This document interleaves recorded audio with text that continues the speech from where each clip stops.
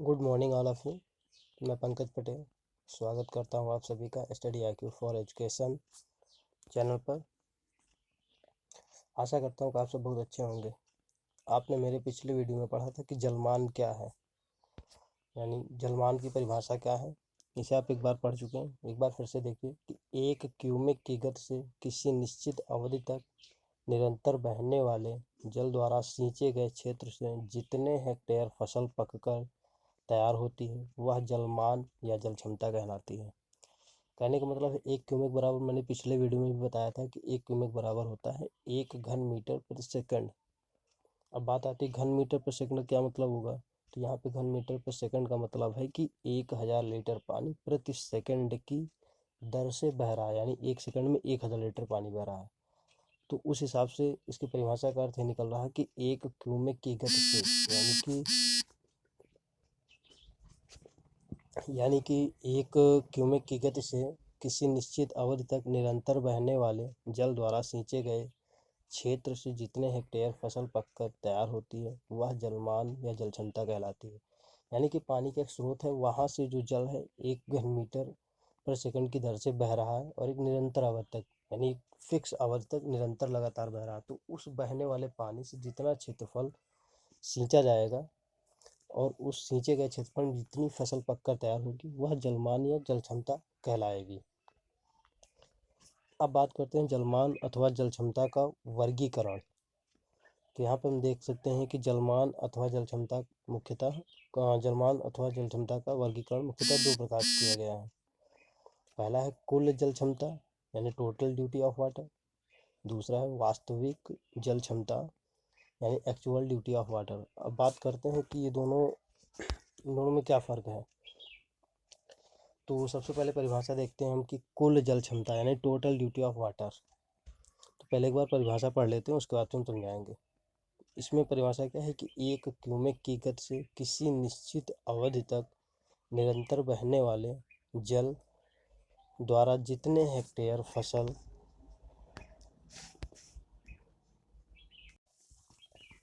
अब इसके बाद बात करते हैं कि कुल जल क्षमता क्या है। तो एक बार हम इसकी परिभाषा पढ़ते हैं कि एक क्यूबिक की गति से किसी निश्चित अवधि तक निरंतर बहने वाले जल द्वारा जितने हेक्टेयर फसल पककर तैयार होती है वह क्षेत्रफल कुल जल क्षमता कहलाता है। अब इसमें एक चीज़ ध्यान देने वाली बात है। अब यहाँ पे देखेंगे कि ब्रैकेट के अंदर लिखा है कि रास्ते में जल के नष्ट न होने अर्थात साधन द्वारा निकाले हुए 100% पानी। यानी कहने का मतलब है कि इसमें अगर किसी साधन से, यानी कि जल का जो साधन है जिससे सिंचाई कर रहे हैं, उस साधन द्वारा जितना भी पानी निकल रहा है उसमें से 1% पानी भी रास्ते में कहीं नष्ट नहीं हो रहा है, यानी कि साधन द्वारा निकला और सीधा खेत में पहुंचा। तो कहने का मतलब है कि इसमें परिभाषा में कह रहा है कि निश्चित एक क्यूबिक की गति से किसी निश्चित अवधि तक निरंतर बहने वाले जल, यानी रास्ते में जल नष्ट नहीं हो रहा है, द्वारा जितने हेक्टेयर फसल पककर तैयार होती है वह क्षेत्रफल कुल जल क्षमता कहलाता है। इसमें एक चीज़ और ध्यान देने वाली है बात है, क्योंकि ये कुल जल क्षमता लगभग असंभव है, क्योंकि जल के साधन से जो पानी निकलता है वो कहीं ना कहीं रास्ते में किसी न किसी तरीके से नष्ट जरूर होता है। यानी कहने का मतलब है बिल्कुल 100% पानी खेत तक पहुंचना लगभग असंभव माना जाता है। इसलिए इस प्रकार की कुल जल क्षमता को बहुत रेयर ही देखा जा सकता है। इसमें ये ऐसा हो सकता है कि जो क्षेत्र है जहाँ पे हमें सिंचाई करनी वो जल के साधन के बहुत ही निकट हो, बिल्कुल पास हो, तो हो सकता है कि ये 100% देखने को मिले कि पानी नष्ट नहीं हो रहा। नहीं तो ऐसा बहुत ही रेयर होता है कि इस तरीके से देखने को मिले कि पानी रास्ते में नष्ट नहीं हो रहा और 100% पानी उपयोग हो रहा है। अब इसके बाद बात करते हैं वास्तविक जल क्षमता क्या होती है, यानी एक्चुअल ड्यूटी ऑफ वाटर। तो इसमें क्या है कि हम ये भली बात जानते हैं कि किसी भी साधन द्वारा प्रस्तावित पानी का 100% सिंचाई के काम नहीं आता है। यानी कि किसी भी जल के साधन से जो पानी निकलता है उसका 100% भाग सिंचाई में प्रयोग नहीं हो पाता। उसका कुछ ना कुछ भाग रास्ते में वाष्पीकरण, रिसाव, अन्य कारणों से नष्ट हो ही जाता है। और वैज्ञानिक तथ्यों से अगर देखा जाए तो कम से कम साधन द्वारा निकले हुए पानी का कम से कम 5 से 20% तक जो भाग होता है वो रास्ते में ही नष्ट हो जाता है। तो कहने का मतलब इसकी परिभाषा क्या कह रही है कि अगर इसे हम अपने शब्दों में बोले तो ये होगा कि सिंचाई के साधन द्वारा प्रस्रावित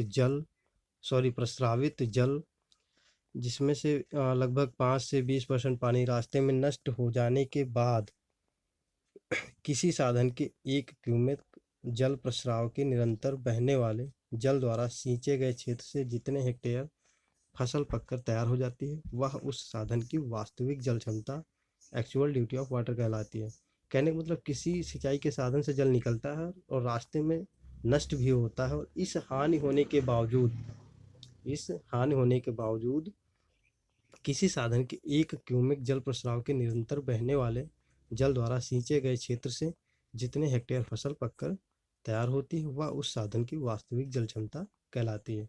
कुल जल क्षमता में क्या था, उसमें शर्त ये थी कि सिंचाई के साधन से जितना पानी निकल रहा है उसका पूरा हिस्सा यानी 100% भाग सिंचाई में प्रयोग हो। और इसमें क्या है कि पानी नष्ट भी हो उसके बाद जो जल प्रयोग करता है और जो जल का प्रयोग होता है यानी फसल सींचने का जो कार्य होता है उससे जितनी फसल पककर तैयार होती है वो वास्तविक जल क्षमता कहलाती है। नीचे सूत्र भी है कि जलमान का फार्मूला क्या होता है, हम पिछले वीडियो में बता चुके हैं, इसमें फिर से बता रहे हैं कि D बराबर B/V इंटू 8.64। तो आपके लिए होमवर्क क्या है, आपको सबसे पहले तो ये बताना है कि जलमान या जल क्षमता का सूत्र हाँ, जलमान या जल क्षमता की पहले तो आपको परिभाषा बतानी है, आप नीचे कमेंट बॉक्स में बता सकते हैं। उसके बाद हमने कल पूछा था कि सिंचाई की परिभाषा, तो आज फिर से वही होमवर्क है, आप कॉपी पे लिख के पेज पे फ़ोटो सेंड कर सकते हैं, नीचे कमेंट बॉक्स में लिख सकते हैं या व्हाट्सएप मैसेज कर सकते हैं।